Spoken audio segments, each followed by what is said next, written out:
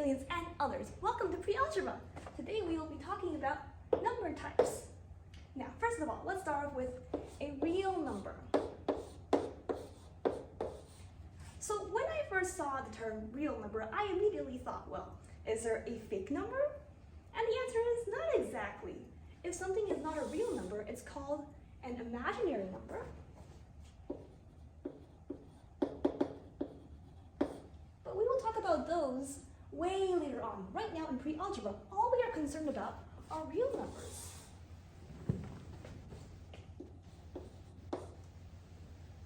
So, a real number is just anything that is not an imaginary number. And like I mentioned, all the numbers we are working with in pre-algebra are real numbers. They are quite simply any number that you can put on a number line. Okay, so this is what's called a number line. 0 is in the middle and positive numbers are here, negative numbers are here. And like I mentioned, any number we'll be working with in pre-algebra, you can stick onto this guy. So we have 5, we have negative 5, we have 2.5, and these arrows just mean they keep on going, stretching all the way until infinity. So those are real numbers, and imaginary numbers, we can put them to the side for now. Now on to our next group.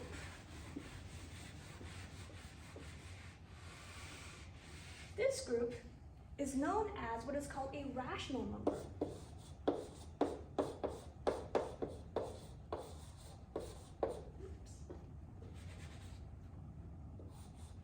A rational number is any number you can represent as a fraction or ratio. And a fraction is just, you have some number here and you have some number here. This is called a numerator. This is called a denominator.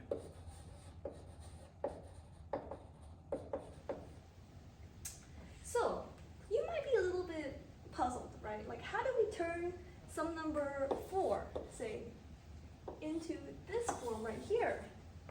Well, if you have a number like this, like 4, 10, 12, 1006, these numbers, you can all think of them having a 1 on the bottom, right? This 1 is invisible.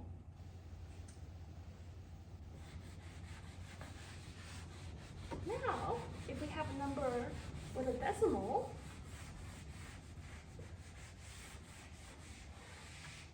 so we have a number like 2.5. This number is also a rational number because we can turn this guy into this.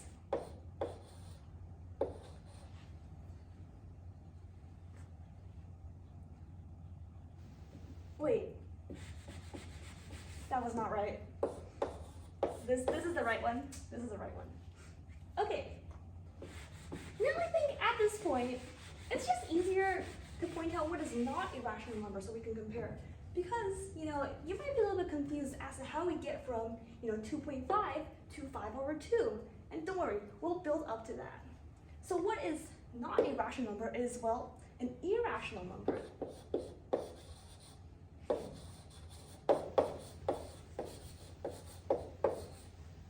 So we can add them here.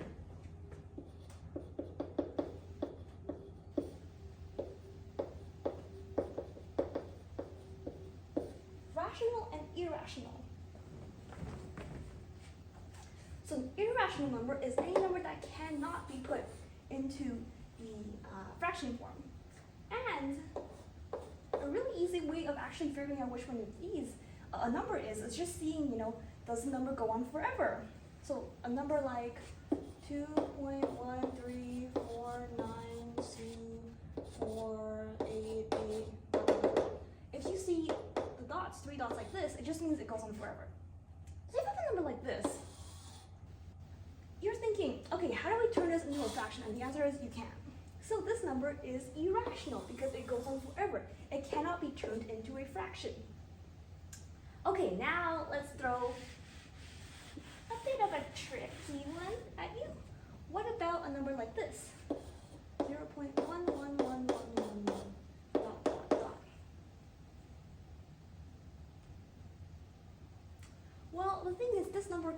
actually be turned into a fraction. This number is 0 point, oops, not 0 point. It's just 11 over 100.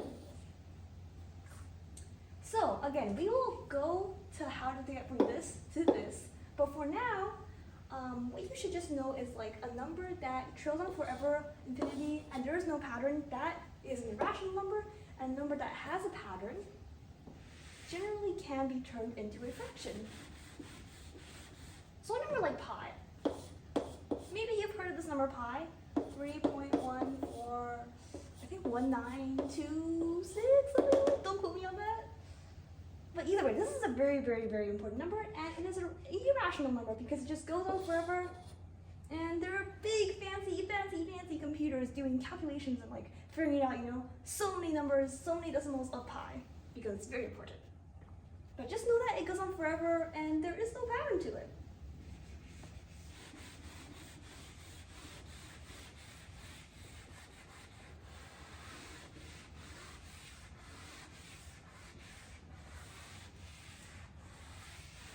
Okay, now on to our next.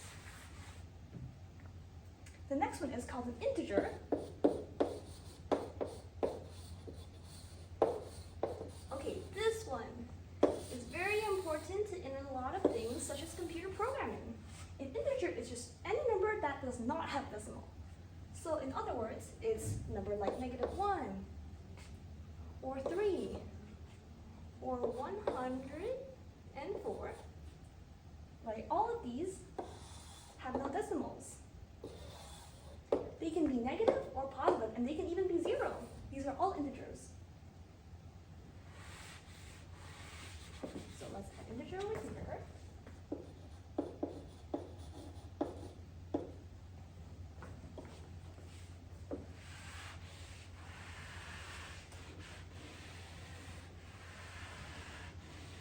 Now the next one is what's known as a whole number. A whole number is just an integer, except there can't be any negatives. So it's stuff like 2, 4, and 8. Also 0. And lastly,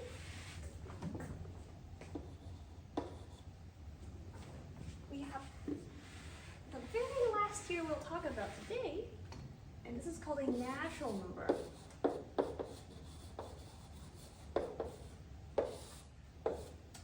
A natural number is just like all of the above.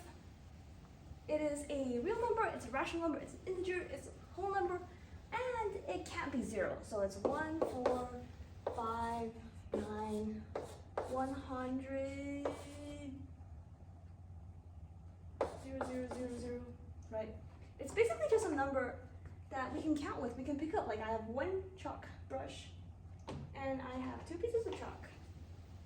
So these are numbers we can count with. And like I kind of hinted at earlier, all of these numbers are fitted inside each other, kind of like one of those Russian dolls. So natural. Ta-da! So the innermost ones are within the outer ones. So an integer is a rational number, it is a real number. And a whole number is an integer, and it's also a rational number, and it's also a real number. However, an irrational number is a real number, but it's none of these. The reason why we have so many groups and names is because sometimes it's useful to put things into groups, because it tells us useful information. Now, let's look at this number and see which group we can put it into, 12. So first of all, let's go to the first category. Obviously, it's a real number because, like we mentioned, you know, all numbers we'll be dealing with in pre-algebra are real numbers. So, good, it's a real number. It's a rational. Well, can we put this into a fractional form? Or, to put it more simply, does it have a bajillion digits behind it? No, right? This, remember, we mentioned the invisible 1. So yes, it is a rational number. Now, is it an integer? Does it have any decimals behind it? It does not.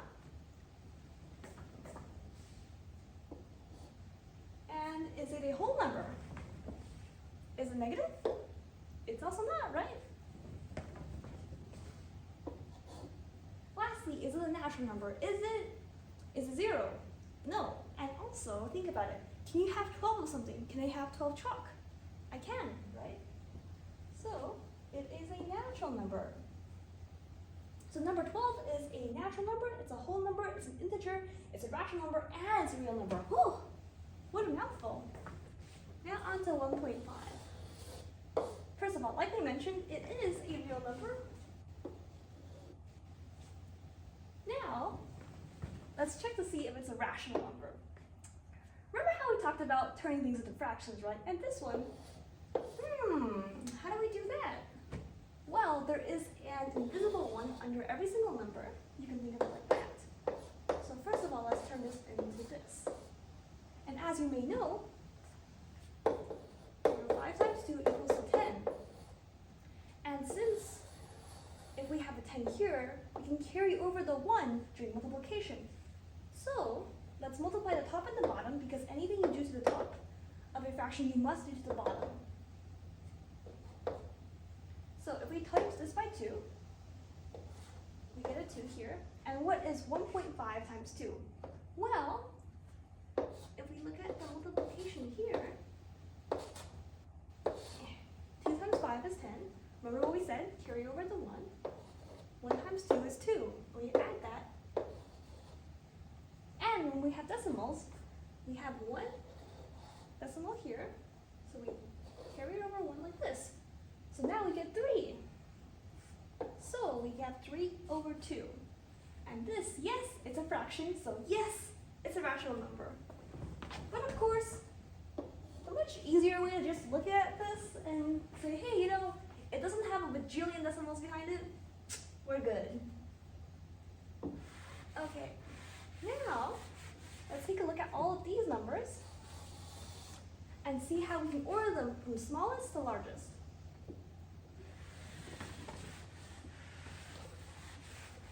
So when we want to compare numbers that are in different forms, we first want to convert all of them into the same form so we can compare them.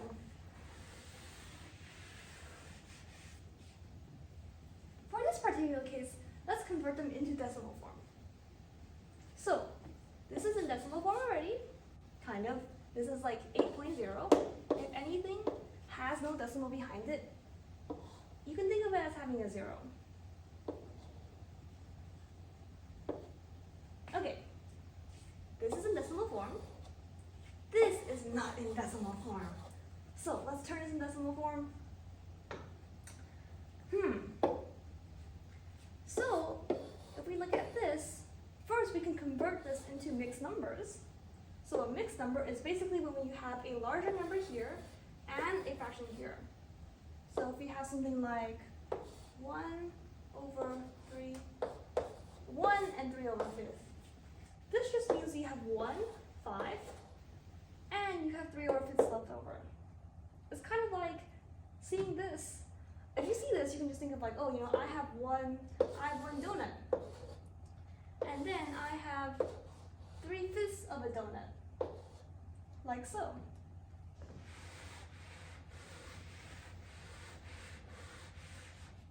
So to convert this into decimal form, first of all, let's look at this number and see, okay, obviously 5 is bigger than 2, right? So let's first of all divide 5 by 2.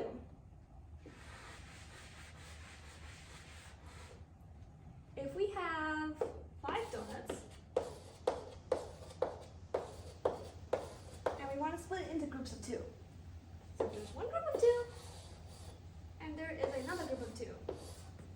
And there's one left over. So that means we have 2 groups of 2, and 1 left over. And then, now 1 over 2 is just 0.5. So in other words, that was a very long way of saying this number is just 2.5.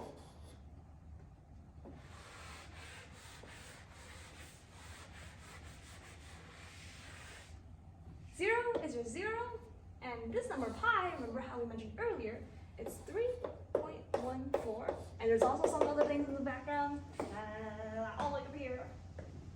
Okay, so now that we have everything in decimal form, Now let's put it in order. First of all, there is a negative here, so we know negative numbers. Oh, let's draw a number line. Negative numbers must go that way on the number line. So we can put this guy comfortably over here. So we know this guy is the smallest number. Next, boop. Next we have 0. 0 is just 0. Okay, now we can look at our 3 remaining numbers to see which one is the smallest. And we can see 2.5 is the next smallest. So we can put 5 over 2 right here. Now we have 3.14 and 8 or 8.0. So we can put pi here. And we can put 8 here. And there you have it. Numbers ordered from smallest to greatest. This will be our last example for this video, and I encourage you to always pause before I start a problem to be like, think about it and see if you can solve it. Because watching somebody and solving yourself is way different, and it's really, really, really, really good for your learning if you try to solve it yourself. Okay, now I have some numbers here, and let's go through this chart and see which one of these they fit under. So first of all, negative 9. Is it a real number? It is, right? Because, like I mentioned earlier, all of these numbers we're dealing with, they can be placed on a number line, and they are real numbers. Is 8, is it an irrational number? It is not, right? Because it's just negative 9. He's just a little body. He's just there. So he is not an irrational number. So therefore, that means he has to be a rational number. Is negative 9 an integer? And the answer is yes, because it has no decimals. It's just negative 9. But it is not a whole number, right? Because it has a negative, and therefore it is not a natural number. Let's move on to negative 0.4. Same logic, it is a real number, but again, it is also not an irrational number because it's just negative. Why do I keep saying negative? 0.4, and yeah, it is just here, and it can also actually be turned into a fraction, right? Because it doesn't have infinitely repeating digits, so it can be turned into a fraction, right? Like this guy. 1. This is 0.4 over 1. And what we do is when we want to move the decimal place over by 1, we times it by 10. So we times this by 10, which gives us 4 over 10. So this is rational. And is it an integer? It is not, right? Because look at this. It's a decimal. So it is not an integer, it is not a whole number, and it is not a natural number. Okay. This guy. It is a real number because we can place it on the number line right here. Let's say this is 5, then this guy would be 5.7894. And is it an irrational number? It is, right? Look at all of these trailing digits. So therefore it is not rational, and if we go all the way over here, because it's irrational, all of these, they are no longer something that this irrational number has access to, right? So we can just da-da. Okay, 0. Is 0 a real number? Yes. Is it an irrational number? No, it's just 0. It is a rational number because you can think of it as 0 over 1, and also it doesn't have any trailing digits. It is an integer. It is a whole number, and it is not a natural number because by definition, natural numbers are just numbers that you can see like this, and they do not have zeros in them. Lastly, 1 over 4. It is a real number. It is not an irrational number because look at it. It's already in a fraction.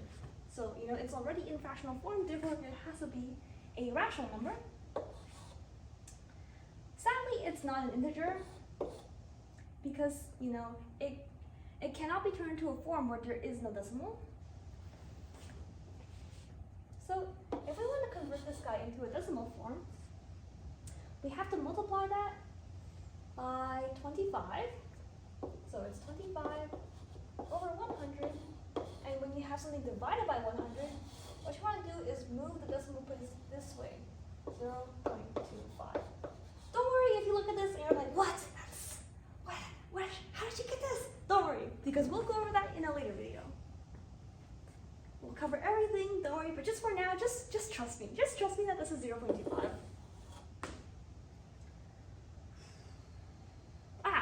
So it is not a whole number, and it is not a natural number. That's all I have for you today. Thank you so much for watching. I hope you enjoyed this fascinating study of human numbers. This is Donna signing off.